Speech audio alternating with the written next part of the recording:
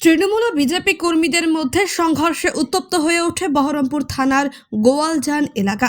সমাজ মাধ্যমে ধর্ষণের একটি ঘটনাকে পোস্ট করাকে কেন্দ্র করে বচসায় আর তারই জেরে তৃণমূল এবং বিজেপি সমর্থকদের মধ্যে সংঘর্ষের জেরে শনিবার রাতে উত্তপ্ত হয়ে উঠল বহরমপুর থানার অন্তর্গত নিয়াল্লিশপাড়া গ্রাম। পড়ল বোমা, একাধিক বাড়ি ভাঙচুর করা হয়েছে বাইক, পুলিশের গাড়ি লক্ষ্য করে ইট বৃষ্টির অভিযোগ। রাস্তায় রয়েছে বোমার দাগ। ভোটের আগে থেকে হুমকি দেওয়া হতো বলে অভিযোগ। এলাকায় বসেছে পুলিশ পিকেট, বেশ কয়েকজনকে আটক করেছে পুলিশ। স্থানীয় সূত্রে জানা গেছে, প্রায় 15 দিন আগে নিয়াল্লিশপাড়ার একটি মেয়েকে ধর্ষণের অভিযোগ ওঠে এক বিজেপি সমর্থকদের বিরুদ্ধে। পরে অভিযুক্ত ওই ব্যক্তিকে বহরমপুর থানার পুলিশ গ্রেফতারও করে। এরপর নিয়াল্লিশপাড়ার এক তৃণমূল সমর্থক নিজের ফেসবুক পেজে এই ঘটনা নিয়ে সোচ্চার হয়ে একটি পোস্ট করেন। আর এই পোস্ট করাকে কেন্দ্র করে শুরু হয় উত্তেজনা। শান্তি শৃঙ্খলা বজায় রাখতে এলাকায় বসেছে পুলিশ পিকেট। ব্যুরো রিপোর্ট, চেতনা নিউজ। 12 বছরের মেয়ে, এবারে বউ আছে, ছেলে আছে। সেই বউটার সে তার স্বামীকে ঘরে ঢুকিয়ে দিয়ে ওটা আমাদের উপরে আক্রমণ করেছে যে আমাদের ছেলেপিলে যেভাবে ফাঁসাতে হয় সেভাবে ফাঁসাবো। আমাদের ছেলেপিলে কত মার খাবে ওদের বলেন আগে, কিসের জন্য মার খাবে? আমাদের গায়ে তো রক্ত আছে, আমাদের একটা বাচ্চা তিল তিল করে রক্ত দিয়ে তৈরি করেছি, আর সেই বাচ্চা বারবার করে আসবে, বোম মারবে, মেরে থুয়ে যাবে, হেসুলি এসে কাটবে, গুলিবাজি করবে। কেন করবে এগুলো?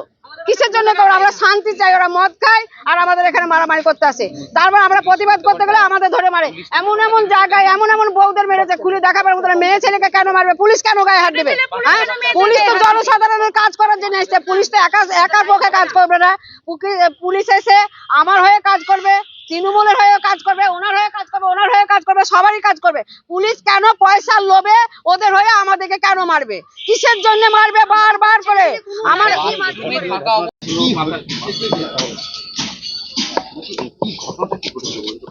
ঘটনা ওই যেটা আমার ভাই এখনই বললো, কিছুদিন আগে একটা মেয়ে এই পাড়ার ওই কুইহাটেরই ছেলেপেলেরা, এই একটা ছেলে মনে হয় ওকে দর্শন করেছে, ওকে পুলিশেও অ্যারেস্ট করেছে। এটাই ফেসবুক নিয়ে যত সব গন্ডগোল। আমাদের এইখানে একজন তৃণমূলের কর্মী আছে, সেও মনে হয় ফেসবুকে লিখেছিল, তাকে রাত্রিবেলায় আসে অ্যাটাক করতে। এখন মোটামুটি 12টা বাজবে, আমি এখান থেকে দোকান বন্ধ করে চলে গেছি 10:30টায়। আমি বাড়িতেই ফোনে শুনতে পাচ্ছি ওর বাড়িতে প্রথমে অ্যাটাক করে, তারপরে এখানে 2-3 জন ছেলে ছিল, তারা গিয়ে তখন বাধা দিতে গিয়ে তখন ওই ওদের মধ্যেই হাতাহাতি হয়েছে। ঘটনাটা আমরা এখানে দীর্ঘদিন ধরে আমরা একসাথে থাকি, একসাথে যে কোনো ব্যাপারে এগিয়ে আসি। আমরা সাংগঠনিক দিক দিয়ে বিজেপির দক্ষিণে মুর্শিদাবাদের মধ্যে পড়ি। আমরা এখানে পঞ্চায়েত থেকে শুরু করে বর্তমানে যে লোকসভা হয়ে গেল, আমরা বিপুল পরিমাণে প্রত্যেকটা বুথে বুথে আমরা লিড দিয়েছি।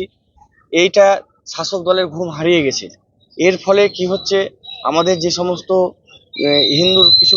হিন্দু এবং ভারতীয় জনতা পার্টির কিছু ক্যাডার রয়েছে এখানে, তাদের উপর হঠাৎ করে এরা মাঝে মাঝে আক্রমণ করে। আক্রমণের ফলে বোমাবাজি হয়, রাস্তার ধারে মা বোনেদের উল্টোপাল্টা বলে গালাগালি করে। এই সমস্ত জিনিসগুলো হামেশাই হচ্ছে আমার এই অঞ্চলে। এর ফলে আমরা চাইছি, শাসক দল এমন করছে, শাসক দলের যে পুলিশকে ব্যবহার করে জায়গাটা একবারে নষ্ট করতে চাইছে এবং মানুষ ভয়ে বিভ্রান্ত হয়ে পড়ছে যত দিন যাচ্ছে।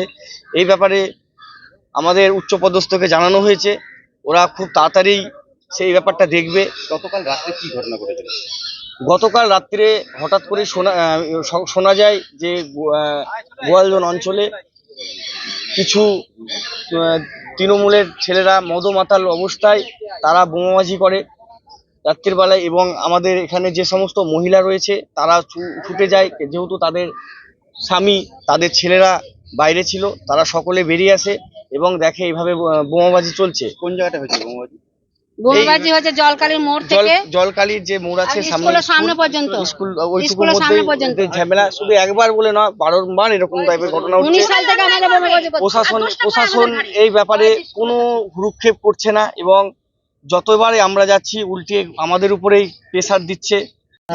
যেটা শুনেছি বলতে এখানে সব এখানে কয়েকজন আছে করতে এসেছিল আমাদের ক্লাবে। তো রাত্রে নাকি মদ টদ খেয়ে যাই হোক ইয়ং ছেলেপেলের ব্যাপার। তো এসে গালাগালিতে একটা ফেসবুকে পোস্ট নিয়ে হয়েছে শুনলাম, যতদূর আমার শোনা কথা। তো পোস্ট নিয়ে হয়েছিল, তারপরে রাত্রিবেলা এসে এখানে অত্যাচার করা হয়েছে, সিসিটিভি ভাঙচুর, বোমাবাজি করেছে। মারতে এসে আমাদের মেম্বার যে ছিলেন আমাদের ওয়ার্ডের, তাকে গায়ে হাত দেওয়ার চেষ্টা করে তাকে মারার মতন পরিস্থিতি তৈরি হয়ে গেছিল। তো এইটুকুই শোনা আছে আমার কথা, সেরকম বেশি কিছু আর শোনা যায়নি। ওই দিককার সব ছেলেপেলে আছে, ওই এলাকার আছে, রিপিজিঘাট বলে একটা এলাকা আছে, সেখানকার ছেলেপেলে অনেকেই এসেছিল দলবল নিয়ে। হ্যাঁ, পলিটিক্যাল করেন ওনারা সবাই, প্রত্যেকেই বিজেপির সঙ্গে যুক্ত আছে। আমরা টিএমসি করি। এটা কেন মারধর করার কারণটা কি? মারধর করার কারণ কয়েকদিন ধরে ফেসবুকে পোস্ট নিয়ে আমাদের মেম্বারের নামে ব্যক্তিগতভাবে খুব বাজেভাবে আক্রমণ হচ্ছিল।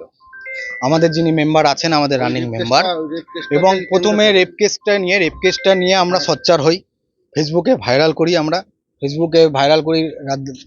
ঘটনাটা ওখানকার এলাকার ছেলেপেলে মিলে করেছিল। আমরা যেহেতু ভাইরাল করে তাদেরকে স্টেপ নেওয়ার জন্য বাধ্য করেছিলাম, আমাদের পুলিশ প্রশাসনকে ধন্যবাদ যে তারা স্টেপ নিয়ে তাকে ধরে ফেলেছে। তো ওই রাগটা ছিল এবং বিভিন্ন ব্যক্তিগতভাবে আক্রমণ করছিল আমাদের মেম্বারকে, ব্যক্তিগত পোস্ট। কিন্তু আমরা সোচ্চার হয়েছি, চুপে থাকিনি। যেহেতু আমরা সাপোর্ট করিনি জিনিসটাকে, আমরা এটাকে হাইলাইট করেছি, সেই কারণে হয়তো এরকম ব্যবহার করেছে।